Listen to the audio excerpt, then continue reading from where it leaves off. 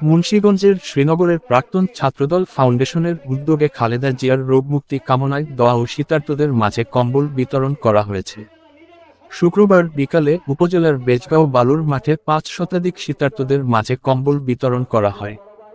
এতে প্রধান অতিথি হিসেবে উপস্থিত ছিলেন কেন্দ্রীয় বিএনপি স্বেচ্ছাসেবক বিষয়ক সম্পাদক মীর শরফত আলী স্বপু।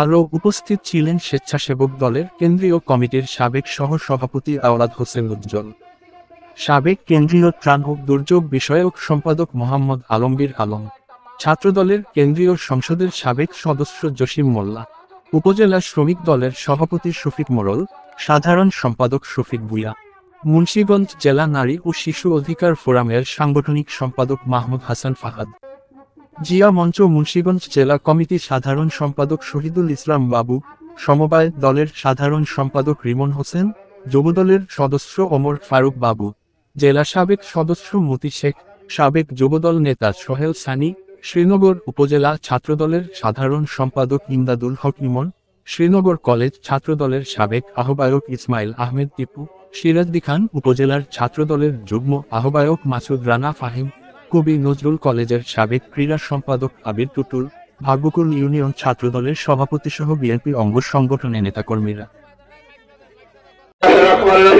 কথা বলেন না, সময় খুব কম, লোক বসে আছে, আমাদের কম্বল বিতরণের কাজ শুরু হবে। কম্বলগুলো এখানে রেখে দাও। আজকের এই সম্মানিত সাবেক ছাত্রদলের শ্রীনগর প্রধানমন্ত্রী বিএনপি চেয়ারপারসন বেগম খালেদা জিয়ার রোগ মুক্তির কামনায় আজকের এই দোয়া মাহফিল সম্মানিত সভাপতি, আপনাদের এলাকার কৃতি সন্তান, সাবেক ছাত্রনেতা, কেন্দ্রীয় কমিটির সাবেক ছাত্রনেতা এবং এই মুন্সিগঞ্জ শ্রীনগর উপজেলার সাবেক ছাত্রনেতা, এই এলাকায় সন্তান আলমগীর আলম উপস্থিত আছেন।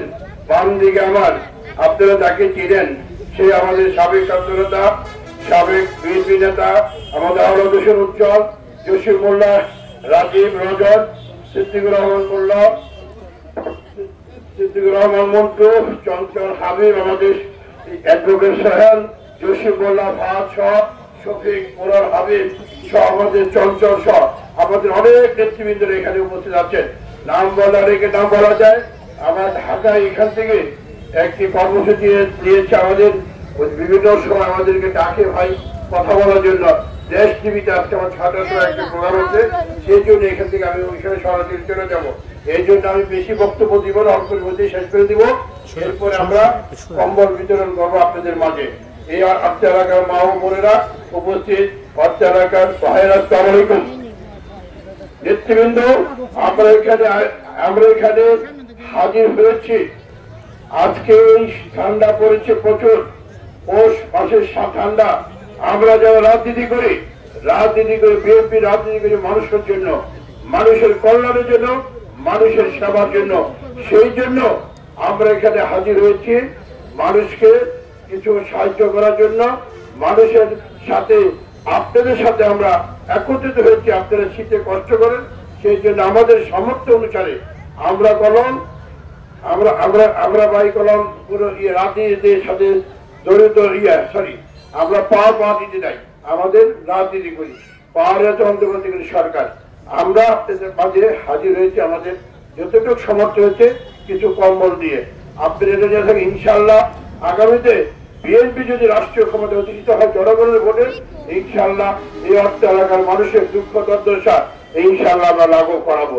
নেতৃবৃন্দ, আপনারা নিশ্চয়ই লক্ষ্য করেছেন যে এই দেশের বেগম খালেদা জিয়া বাংলার নেলসন ম্যান্ডেলা বলেন, মানুষ কল্যাণ বলেন, জনপ্রিয় নেত্রী। তার প্রমাণ গত 2 দিন আগে দেখেছেন। আমরা কলম বিএনপি থেকে প্রতিবার আমরা স্টেটমেন্ট দিই নেতা কর্মী থাকার জন্য, এবার কোনো স্টেটমেন্ট দেওয়া হয়নি। জনগণ রাজপথে নেমে এসেছে বেগম খালেদা জিয়াকে দেখার জন্য, তাকে ভালোবাসা দেওয়ার জন্য। জনগণ তাকে যে স্বতঃস্ফূর্তভাবে অভ্যর্থনা দিয়েছে, আমার জানা মতে কোনো জায়গায় আছে কিনা সন্ধিয়ান, তাকে তার জন্য কুয়েতের আমির, কাতারের আমির স্পেশাল বিমান পাঠিয়েছে। সেই বিমানের অবস্থা নিশ্চয়ই আপনারা দেখেছেন। এর মধ্যে আমি আর সেটা বর্ণনা করলাম তাকে কিভাবে নিয়ে গিয়েছে রাজকীয় ভাবে লন্ডনে, সেখানে প্রধানমন্ত্রীর প্রটোকল দিয়েছে, তাকে দেওয়া হয়েছে।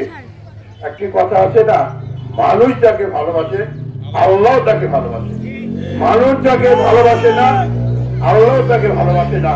তার প্রমাণ খালেদা জিয়া, ওনাকে সসম্মানে লক্ষ লক্ষ লোক ওনাকে বিদায় দিল চিকিৎসার জন্য, এবং আজকে জুম্মার দিন প্রতি মসজিদে মসজিদে দেওয়া হয়েছে খালেদা জিয়ার। আরেকজন ফেসিবাদ শেখ হাসিনা, তাকে বাংলাদেশের মানুষ কিভাবে তাকে বিদায় দিয়েছে সেটা আপনারা লক্ষ্য করেছেন। এই কথাটা বললাম, তাকে মানুষ ভালোবাসে না, আল্লাহ তাকে ভালোবাসে না। কিভাবে সেটা বললাম, উদাহরণস্বরূপ মানুষ, আমরা তো মুসলমান, আমরা তো নামাজ কালাম করে কিছুটা বোঝা যায়। কিভাবে দেখেন, তার ভাত খাবে দুপুরে, সে মুরগির মাংস ভাত রান্না করেছে, সেটা তারা খাওয়া সম্ভব হয়নি, তার নিজেকে আল্লাহ তাআলা দেশটি উঠে নিয়ে গেছে।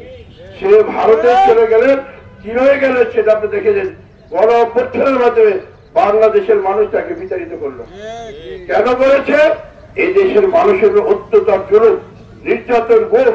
আমরা বিএনপি নেতা কর্মীরা, ইলিয়াস আলী, আমাদের সাবেক এমপি, সাবেক মন্ত্রী, প্রায় 6 থেকে 700 লোককে গুম করা হয়েছে, এবং আমাদের 6 লক্ষাধিক মামলা দেওয়া হয়েছে, এবং মাত্র 22 থেকে 25 দিনের মাথায় এদেশের ছোট ছোট বাচ্চারা, শিশু বাচ্চারা, শ্রমিক বলেন, রিক্সাওয়ালা বলেন, 15 জন রিক্সাওয়ালা শহীদ হয়েছে। তাদেরকে গুলি করা, হত্যা করা হয়েছে, গুলি করা গণহত্যা যাকে বলে।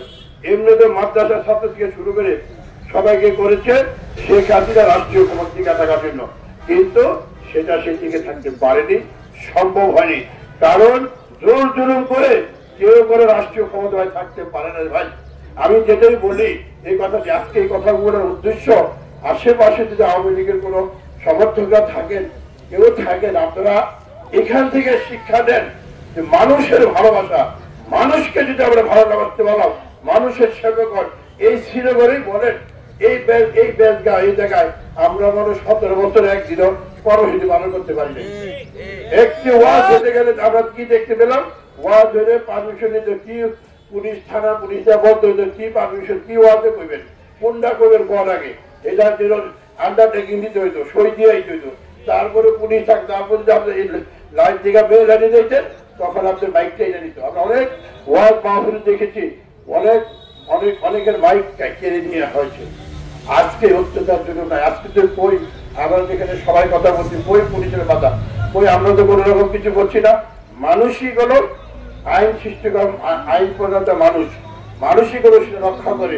কিন্তু আজকে শেখ হাসিনা রাষ্ট্রীয় ক্ষমতা থাকার জন্য তার যত অস্ত্রপাতি আছে, যা আছে, রাষ্ট্রীয় যন্ত্র, সমস্ত কিছু ব্যবহার করেছে, কিন্তু সর্বশেষ তার রাষ্ট্রীয় ক্ষমতা থাকা শুধু হয়নি। কেন হয় নাই? যে বললাম, মানুষের নির্যাতন, জুলুম, অত্যাচার,